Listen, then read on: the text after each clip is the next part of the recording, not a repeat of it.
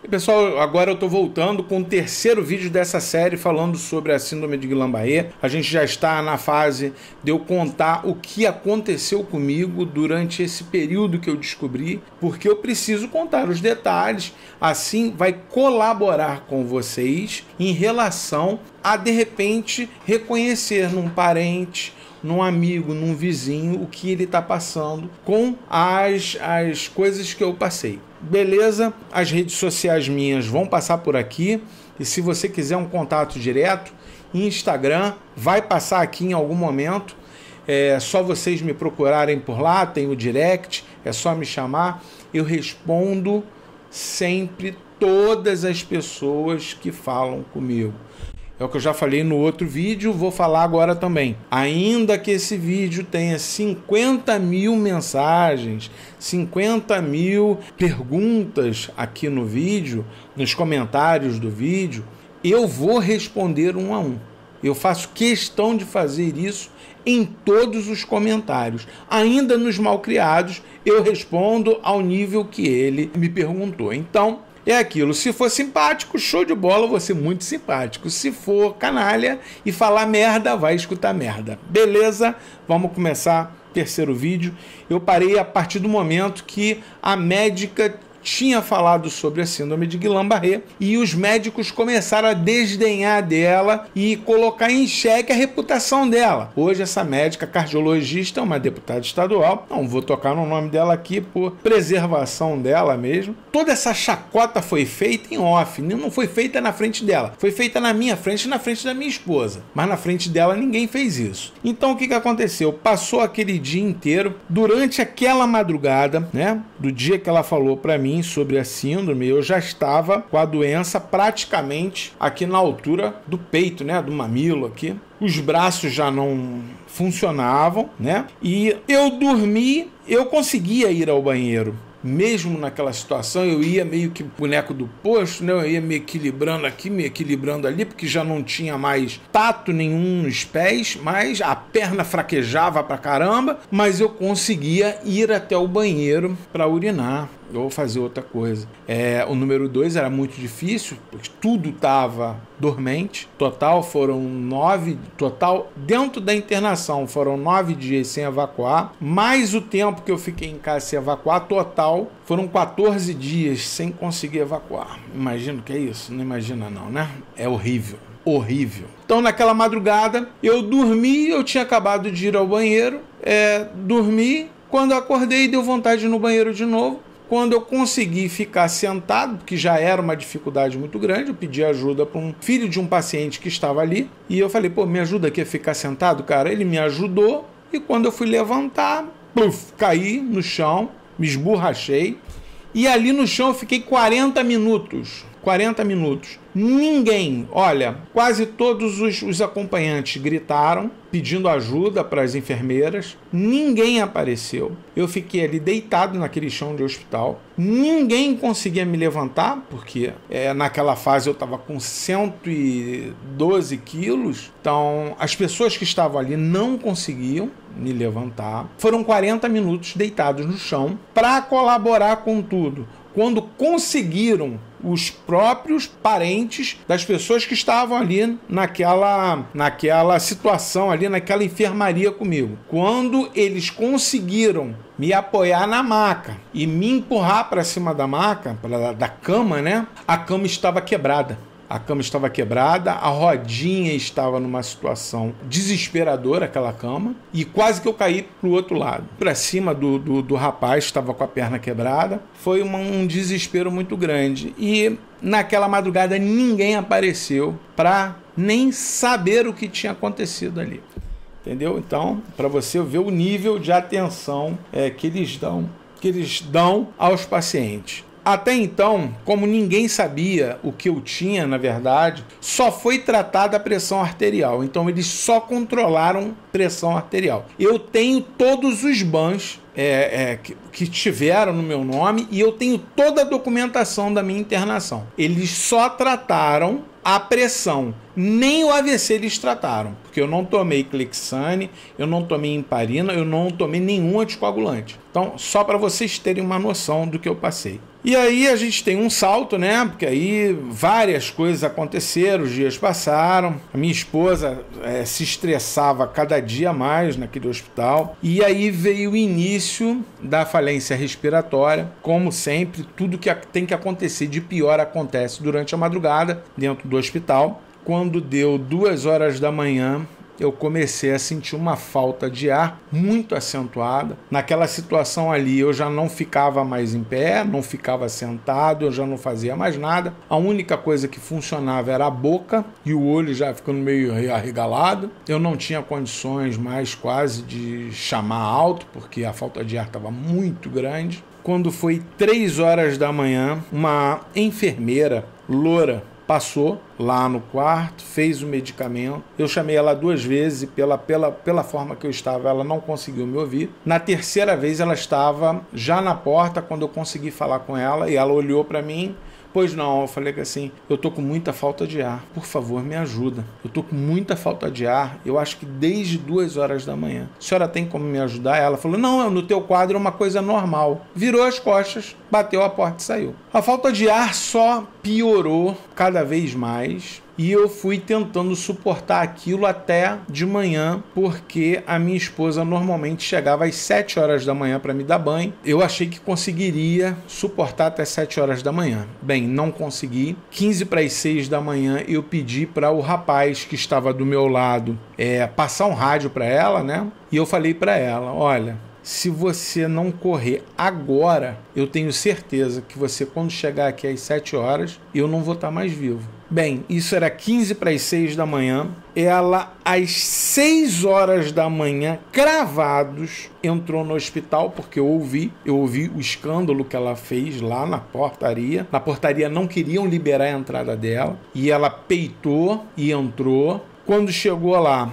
ela viu o estado que eu estava, como eu estava respirando, procurou enfermeiras na ilha de enfermagem e não encontrou ninguém. Ela, por ser técnica em enfermagem, técnica de CTI, ela conhece todo medicamento e equipamentos necessários, principalmente para o meu caso. Ela tentou conseguir um equipamento de oxigênio, né? Aquele que os canudinhos entram aqui no nariz. Não conseguiu, ela usou um aberto que estava na ilha de enfermagem, porque não tinha outro. Ela pegou aquele kit mesmo, levou até mim e falou, olha, não tem jeito, eu tenho que usar esse aqui em você. Já plugou aquilo na parede, regulou lá o oxigênio, colocou aquele negócio em mim, enfiou aqueles canudinhos lá no meu nariz, olhou para mim e falou, olha, a partir de agora, você não ligue para nada que você vê ou ouvir, porque eu vou botar isso aqui abaixo. Eu falei, muito bem, você está no seu direito. Bem, minha esposa fez um escândalo terrível lá dentro.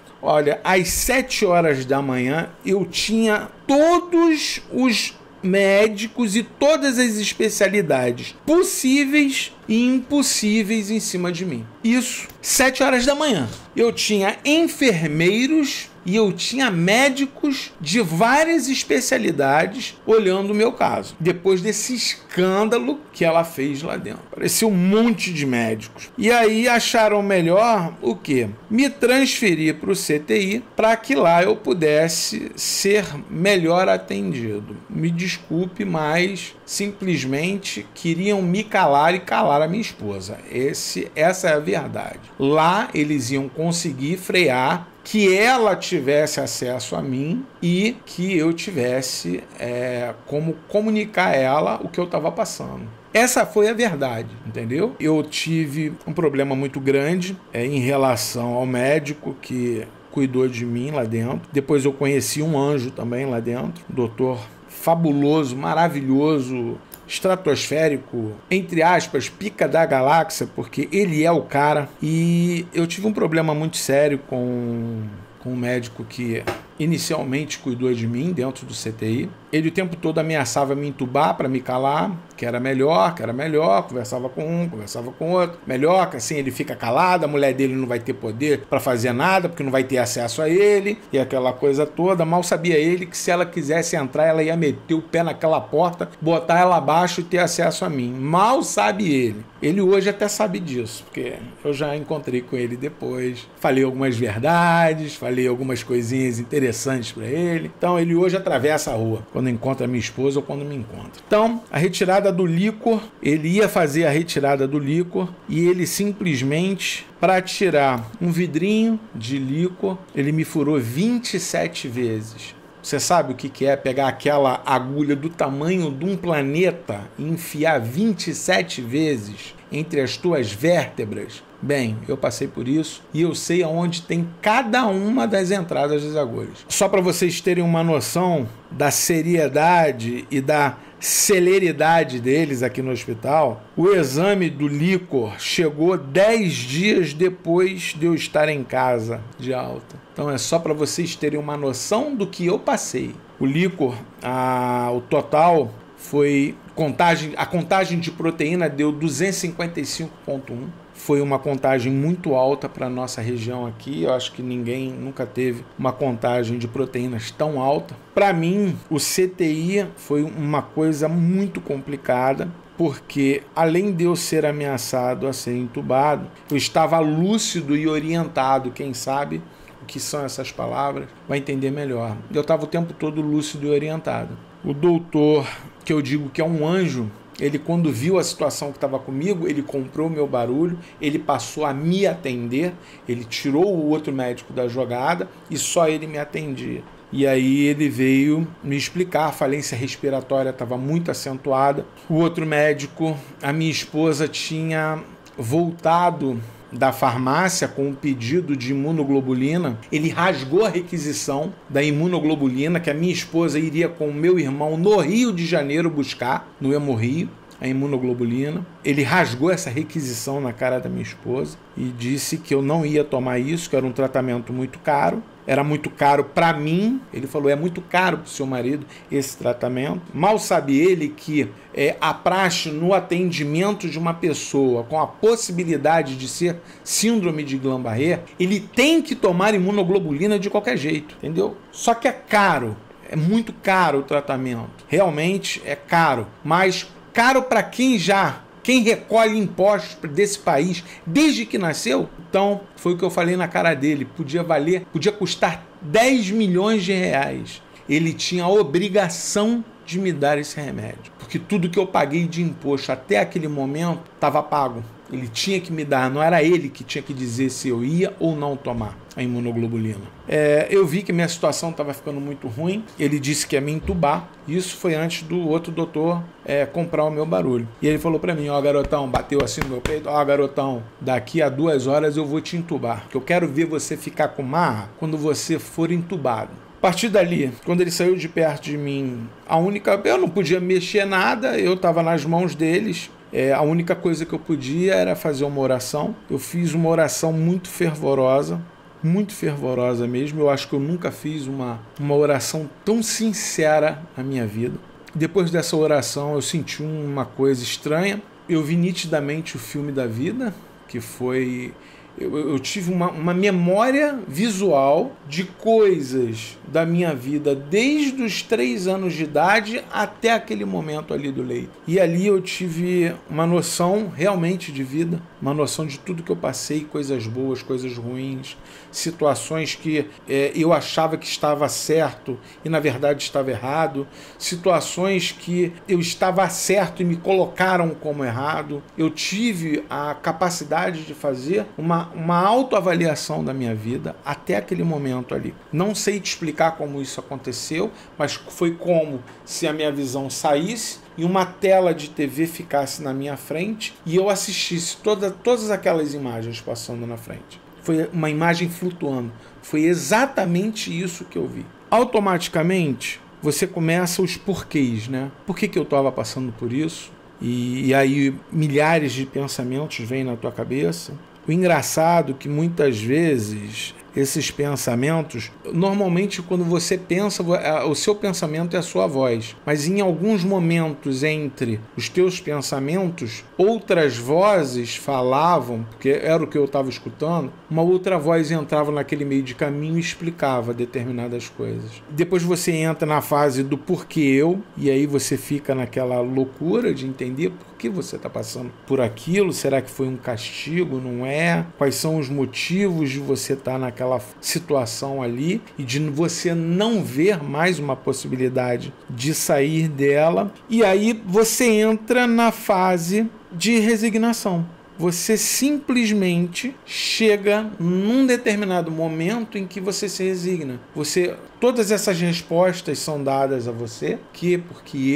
Por que está acontecendo isso comigo? Isso tudo é respondido. E você passa a se resignar. Você passa a não dar mais importância para a morte. Se você morrer, tudo bem. Se você não morrer, show também. Entendeu? Então, você passa a não ter mais medo da morte e você passa a aceitar o que Deus determinar na tua vida. Foi assim que aconteceu comigo, entendeu? Aconteceram outras coisas assim, posso dizer espiritual, não sei se seria correto falar aqui no vídeo sobre isso, então a gente toca o barco, toca a ficha e vamos que vamos. Eu sei que a falência respiratória piorou, aí teve esse estresse com o médico que estava ali me ameaçando o tempo todo. Esse outro médico veio e falou, não fala assim com o garoto, deixa ele comigo, não posso, não sei o que. Aí teve uma discussão ali entre eles.